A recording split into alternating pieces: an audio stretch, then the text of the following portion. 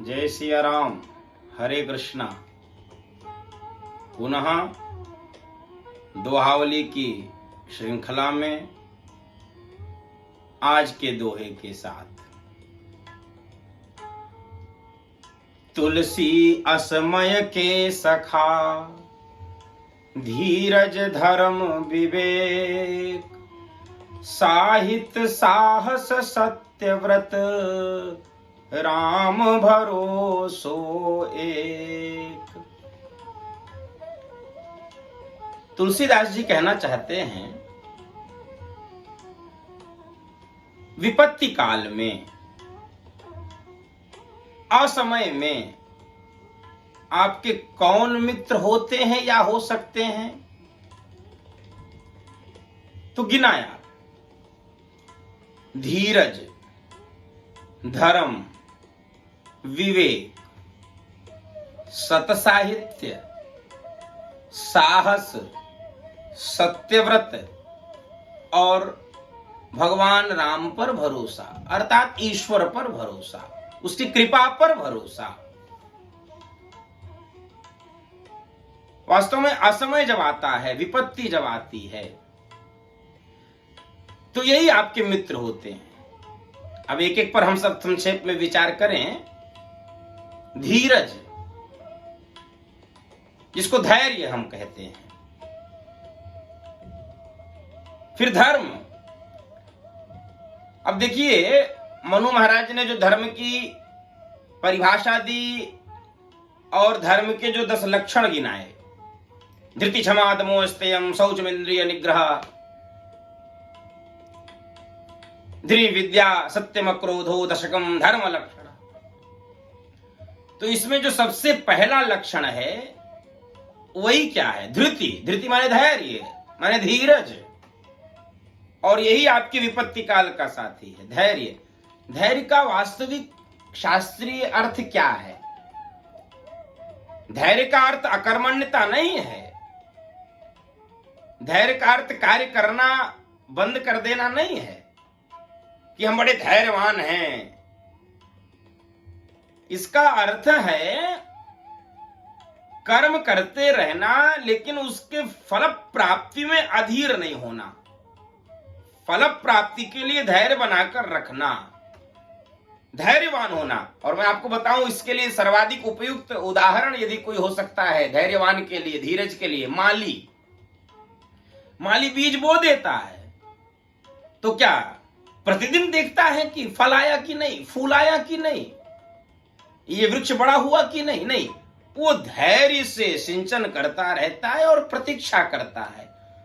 और उसके धैर्य का परिणाम सुंदर बाग, सुंदर पुष्प, सुंदर धन धान्य, सुंदर फूल, सुंदर फल। अर्थात धैर्य रखना चाहिए। कबीरदास जी ने भी अच्छा दोहा इसके बारे में बोला है। कबीरा धीरज के धरे, हाथी मन भर खाए, टूक एक के कारणे, स्वान घरे घर जाए। हाथी धैर्य से, धीरज के साथ खाता है, खूब भर पेट खाता है। और उसी के बदले कुत्ता एक एक टुकड़े के लिए घर घर दौड़ता है, घर घर से भगाया जाता है। तो धैर्य रखना, असमय में, विपत्ति में खूब धैर्य। आपको एक प्रसंग मैं स्मरण दिलाऊं। धर्मरथ का प्रसंग रामचरितमानस में आता है। जब विभीषण जी ने भगवान को बिना रथ के देखा तो विभीषण जी अधीर हो गए। विभीषण जी का धैर्य छूटने लगा कि रावण रथी बिरथ रघुवीरा। रावण रथ पे आ रहा है और आप बिना रथ के हैं। तो भगवान ने विभीषण से कहा, विभीषण जी, जिस रथ से रावण आ रहा है उस रथ से विजय नहीं मिलता। विजय जिससे प्राप्त होती है वो रथ दूसरा है। जय जय होई सो स्यंदन आना, वो रथ दूसरा है। तो रथ कौन सा है? उसमें जो धीरज है वो उसका पहिया है, उस धर्म रथ का। सौरज धीरज ते ही रथ चाका। तो व्यक्ति धैर्यवान रहे तो विपत्ति के काल को काट सकता है। गम की अंधेरी रात में दिल को न बेकरार कर, सुबह जरूर आएगी सुबह का इंतजार कर। किसी ने गाया है ये दो पंक्ति। अब धर्म, तो धर्म यानी धार्यते इति धर्म, जो धारण किया जाता है वो धर्म है। तो विपत्ति काल में धर्म का मार्ग नहीं छोड़ना है। पुनः मैं स्मरण दिलाऊं, भगवान यदि धर्म रथ पर आरूढ़ होकर उस भीषण सेना से, रावण के उस पराक्रम से जीत सकते हैं, उस पर विजय प्राप्त कर सकते हैं, तो हम सब भी उस धर्म रथ पर आरूढ़ होकर विपत्ति काल को पार कर सकते हैं। वो समय बीत जाएगा, ऐसा यदि हम सब मान लें तो बीत जाता है। तो धर्म हमारा विपत्ति का साथी है। विवेक, अब विवेक शब्द बड़ा महत्वपूर्ण है, इस पे बड़ी विशद व्याख्या हो सकती है, लेकिन मैं संक्षेप में, विवेक यानी क्या? विवेक यानी सांसारिक वस्तुओं में, व्यवस्थाओं में विरोध को, भेद को विवेक नहीं कहते हैं कि चाय पीना है कि कॉफी पीना है। इन दोनों के बीच में भेद करना विवेक नहीं है। कई बार लोग कहते हैं ना, दो वस्तुओं के बीच में जो भेद कर लेता है वो विवेकवान है। नहीं नहीं, सांसारिक वस्तुओं के भेद में विवेक नहीं। फिर कहां विवेक? संसार में, भजन में, संसार में, सत्य में, सुख में, दुख में जो विवेक उत्पन्न कर लेता है उसको विवेक कहते हैं। अर्थात विपत्ति के काल में विवेक आपका मित्र है। यदि विवेक से आपने सावधानी पूर्वक निर्णय लिए तो आपका यह विपत्ति का काल कट जाता है, वो मित्रवत हो जाता है विवेक आपका।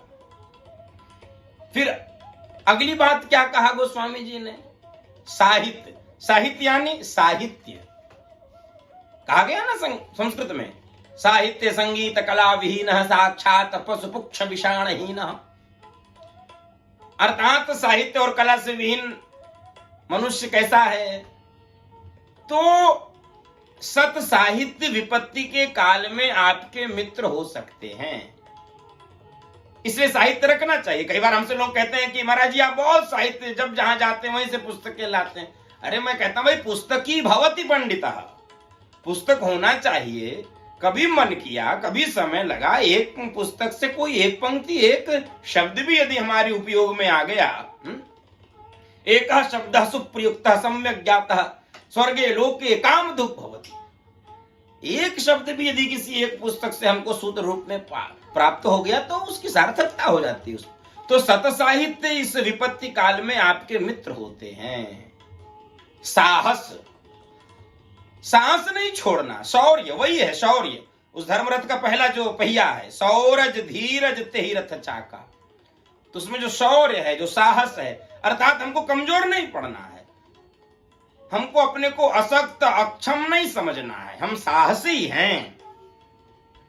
और सत्यव्रत, सत्यव्रत यानी सत्य का साथ नहीं छोड़ना है विपत्ति काल में भी। याद करिए कितनी बड़ी विपत्ति राजा हरिश्चंद्र जी के ऊपर, लेकिन सत्य नहीं छोड़ा, सत्य के साथ रहे, इसलिए वैसा कोई सत्यवादी हुआ भी नहीं।